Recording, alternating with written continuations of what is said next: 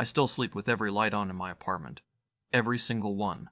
And before you judge me, before you tell me I'm wasting electricity or being dramatic, let me tell you what happened to me in the fall of 2019. Because once I'm done, you'll understand. You might even do the same thing tonight. I received a photo of myself sleeping, sent from an unknown number, taken from inside my closet. And that wasn't even the worst part. The worst part was what I found when I finally looked behind the hanging clothes. But I'm getting ahead of myself. Do me a favor before we start. Look at the nearest door in your room. Is it closed? Can you see what's behind it right now? If this story makes you get up and check every closet in your house tonight, and I mean really check them, not just glance, then you owe me a subscription. That's the deal we're making right now. Because I wish someone had told me this story before I moved into that apartment. It might have saved me.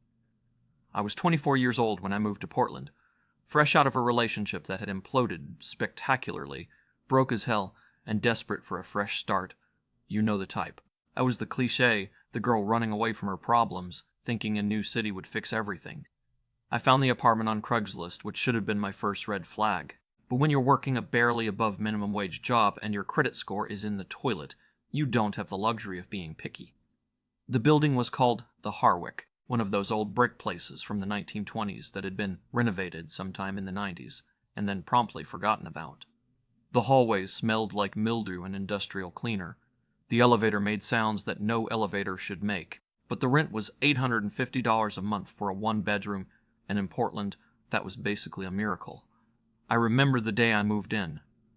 October 3rd. The landlord was this older guy named Dennis who talked too much and stood too close. He gave me the tour in about 3 minutes. Kitchen, bathroom, bedroom, closet. Done. The closet was the one thing I actually liked about the place. It was a walk-in. Deep. The kind of closet you dream about when you're growing up in a house where you shared a room with 2 sisters. It had a light with a pull chain, and when I stepped inside for the first time I remember thinking, I could fit all my clothes in here and still have room to spare. Previous tenant left some boxes, Dennis said, gesturing vaguely at the back. Said she'd come get them, but he shrugged. People say a lot of things. I told him I'd deal with it. He gave me the keys, wished me luck, and left. And just like that, I was alone. The first few weeks were fine. Normal, even. I unpacked my stuff, hung up my clothes in that big, beautiful closet, started my new job at a coffee shop downtown, made a routine. Wake up at 6, work until 4, come home, eat something sad and microwavable, watch Netflix until I fell asleep. I was lonely, sure, but I was okay with that. After what I'd been through with my ex, lonely felt like a vacation. I didn't think about the boxes in the back of the closet. They were pushed so far into the corner that I couldn't see them unless I really looked. I figured I'd get to them eventually. I never did. The first thing I noticed, the first thing that felt off, happened about 2 weeks after I moved in. I came home from work one night and my bathroom towel was on the floor. Now look, I'm not the neatest person in the world, I'll admit that, but I have this thing about towels. I always hang them up. Always. My mom drilled it into me as a kid, and the habit stuck. I stood there staring at that towel on the tile floor, and I felt this weird twist in my stomach. Like something was wrong, but I couldn't figure out what. I told myself I was being ridiculous. Maybe I'd been in a rush that morning. Maybe it slipped off the hook. Maybe I was losing my mind from too much isolation. I picked it up, hung it back, and forgot about it. But then it happened again. 3 days later, different towel, same spot on the floor, and this time there was something else. My shampoo bottle was turned around. I keep the label facing out, always. It's one of those weird little habits you don't even think about until something breaks the pattern. But when I got in the shower that morning, the bottle was turned around, label facing the wall. My hands were shaking as I turned it back. You're being paranoid, I told myself. You're in a new city, you're stressed, you're imagining things. And I believed it. I really did, because what was the alternative? That someone was coming into my apartment and rearranging my toiletries? That was insane. That was the kind of thing that happened in movies, not real life. I checked the locks on my door. They were fine. No scratches on the deadbolt. No signs of forced entry. I let it go. Looking back, I want to scream at myself. I want to grab past me by the shoulders and shake her and say, "Trust your gut. Get out. Get out now." But I didn't know. How could I have known? The noises started about a week after that. I'm a light sleeper. Always have been. The slightest sound will wake me up. A car door outside, a neighbor's TV, the building settling. But these sounds were different. They were coming from inside my apartment. The first time I heard it, I was half asleep. Just on the edge of consciousness, you know? That weird liminal space where you're not sure if you're dreaming or awake. I heard a creak. Slow. Deliberate. Like someone shifting their weight on old floorboards. I sat up in bed, heart pounding, and listened. Nothing. Just the hum of the refrigerator. The distant sound of traffic. I told myself it was the building. Old buildings make noise. Everyone knows that. But the second time I heard it, I was wide awake. It was 3 a.m. I'd gotten up to use the bathroom, and I was lying in bed, scrolling through my phone, when I heard it again. Creak. Then another. Creak. Coming from the direction of my closet. I stopped breathing. I swear to God I stopped breathing. My phone screen illuminated my face, and I felt exposed suddenly, like I was on stage, and someone was watching from the audience. My closet door was open. I always left it open. The apartment didn't have great airflow, and keeping the closet door cracked helped with the stuffiness. But now, staring at that dark rectangle from my bed, I wished I kept it closed. I couldn't see anything inside. Just blackness. Just the vague shapes of my hanging clothes. "Hello," I called out, and my voice sounded so small. Nothing. I grabbed my phone and turned on the flashlight. The beam cut through the darkness, illuminating my clothes, my shoes, the boxes I'd never moved from the back corner. Empty. I got up and checked. Pushed the clothes aside. Shined the light into every corner. There was nothing there. I felt like an idiot. A paranoid, sleep-deprived idiot. I closed the closet door for the first time since I'd moved in, and I went back to bed. But I didn't sleep. Not for a long time. Here's the thing about fear. It doesn't go away just because you rationalize it. It lives in your body, in your muscles, and the way you hold your breath when you walk past a dark room. I started doing things I'd never done before. I started coming home and checking behind the shower curtain before I did anything else. I started sleeping with my phone in my hand. I started leaving the TV on all night because the silence felt too heavy. And I started noticing more things. My food was disappearing. Not a lot. Just enough to make me question my own memory. A box of granola bars that I thought had 6 left but suddenly only had 4. A carton of milk that seemed lower than I remembered. A bag of chips that was open when I could have sworn I'd clipped it shut. I want you to understand something. I wasn't some paranoid person before this. I didn't jump at shadows. I didn't believe in ghosts or monsters or any of that. But something was happening. Something I couldn't explain. And the worst part was, I couldn't tell anyone. What was I going to say? "Hey, I think someone is drinking my milk?" They would have laughed at me. They would have told me to get more sleep. So I stayed quiet, and I started doing something that probably seems crazy. I started marking things. I took a Sharpie and made tiny dots on my food containers, on my shampoo bottle, on the handle of my bathroom door. Little marks that no one would notice unless they knew to look. And then I waited. 3 days later, the dot on my bathroom door handle was smudged. Someone had been touching it. Someone had been in my apartment. I want to pause here and ask you something. What would you have done? Would you have called the police? Told them that someone smudged a Sharpie dot you'd drawn on your door handle? Explained that your granola bars were disappearing? Let me know in the comments, because I'm genuinely curious. Because I didn't call the police. I didn't do anything. I was too scared to be wrong.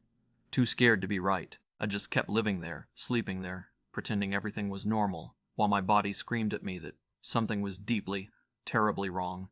And then, on November 14th, 2019, I got the text. I was at work. It was a slow Tuesday afternoon. I was wiping down tables and thinking about what I was going to watch on Netflix that night when my phone buzzed in my apron pocket. Unknown number. I almost didn't look at it. I get spam texts all the time. Fake delivery notifications. Political campaigns, that kind of thing. But something made me check. There was no text. Just an image attachment. I opened it, and my entire world collapsed. It was a photo of me, sleeping, in my bed, taken from inside my closet. I could see the gap in my hanging clothes where the camera had been positioned. I could see the edge of my coat, slightly blurred in the foreground. And beyond that, clear as day, was my sleeping body. The blankets pulled up to my chin, my hair spread across the pillow, my face peaceful, unaware. I dropped the coffee cup I was holding. It shattered on the floor. My manager came running over, asking if I was okay, and I couldn't speak. I couldn't form words. I just stood there staring at my phone, feeling like I was going to throw up. Someone had been in my closet while I slept, watching me, taking photos. I don't remember driving home. I don't remember unlocking my door or walking into my apartment. My brain shut off. Everything was happening on autopilot, while my conscious mind was stuck on one repeating thought. Someone was in my closet. Someone was in my closet. Someone was in my closet. Someone was in my closet. I stood in my bedroom doorway, staring at the closet. The door was closed. I'd been closing it every night since the noises started. But that hadn't mattered, had it? They'd been inside anyway. I don't know how long I stood there. It felt like hours. My heart was beating so fast I could feel it in my throat, in my temples, behind my eyes. And then I did something that I still can't believe I did. I walked toward the closet.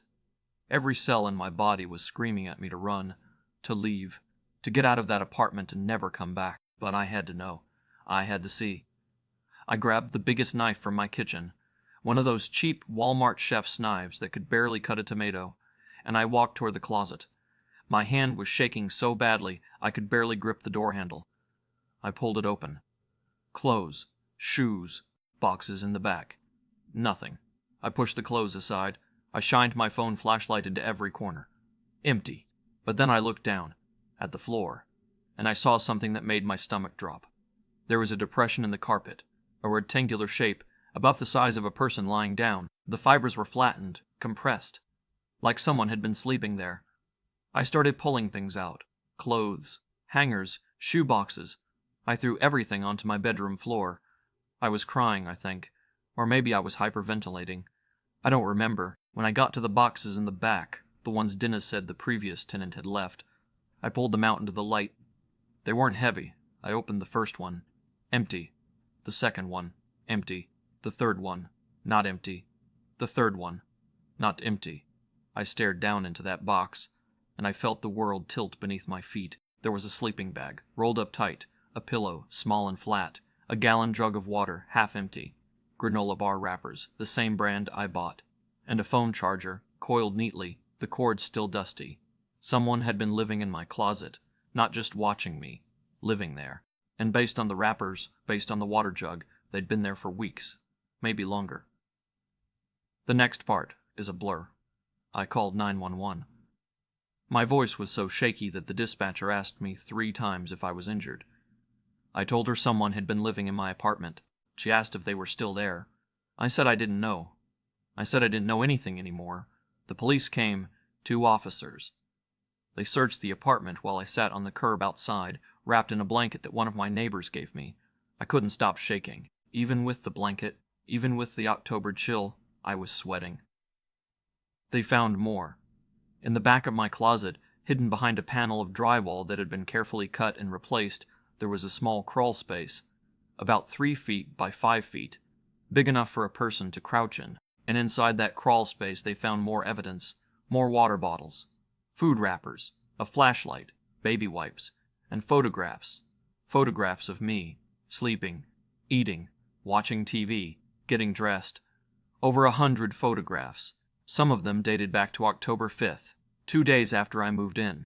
The officers asked me a lot of questions. Had I noticed anyone suspicious around the building? No. Had I seen anyone following me? No. Did I have any enemies? Anyone who might want to harm me? No. They dusted for fingerprints. They took the photographs as evidence. They told me I should stay somewhere else for a few days while they investigated. I never went back. Not once. My coworker helped me move my stuff out the next week. I couldn't bring myself to step inside. I stood in the hallway while she packed everything into boxes, and even that was too close. The police never found him. That's the part that kills me. The fingerprints didn't match anyone in their database. The photographs were taken with a cheap burner phone that couldn't be traced. The crawlspace had apparently been cut into the drywall years ago, maybe by the previous tenant, maybe by someone else. Dennis, the landlord, said he had no idea. Said he'd never seen anyone suspicious around the building. But here's the thing. When the police interviewed the other tenants, one of them, an older woman who lived 2 floors down, said something that still haunts me. She said she'd seen a man in the hallway a few times. Late at night, always around 2 or 3 a.m. She said he was average height, average build, nothing remarkable about him, except for one thing. He never took the elevator. He always used the stairs. And he always smiled at her when he passed. A big smile. Too big. Like he knew something I didn't, she said. I think about that smile a lot. I think about how close he was. Every night, inches away from me, separated by nothing but a thin wall of drywall and hanging clothes. I think about what could have happened, what he was planning, why he sent me that photo. That's the part I can't figure out. He'd been so careful, so invisible. He could have stayed in that closet for months, maybe years, and I never would have known. So why reveal himself? Why send the picture? The detective I spoke with had a theory. He said some stalkers get off on the fear. They want their victims to know they're being watched. The power isn't in the secrecy. It's in the terror. He wanted me to be scared. He wanted me to know that nowhere was safe. And honestly, it worked. It's been 5 years. I've moved 3 times. I'm in a different city now. Different city. Now don't tell people where I live. I don't post photos of my apartment on social media. I don't even use my real name online anymore. And every single night, before I go to bed, I check every closet. I check under the bed. I check behind the shower curtain. I check the locks on every door and window. And I sleep with the lights on, all of them. Because I know something now that I didn't know before. You can live your whole life thinking you're alone, thinking your home is safe, thinking no one is watching. But you might be wrong. And by the time you find out, it might be too late. If you've made it this far, I want to ask you one more thing. When was the last time you really looked in your closet? Not a glance, not a quick check. I mean really looked. Moved the clothes. Checked the corners. Touched the walls to make sure they're solid. Do it tonight. And if you find something, anything, that doesn't belong, trust your gut. Get out. Don't wait like I did. Subscribe if this story made you want to check your closet. And to the man who lived in mine, the man they never caught, if you're watching this somehow, if you're out there listening to my voice right now, I hope you know I'm not scared of you anymore. I'm just ready. I'll see you in the next nightmare.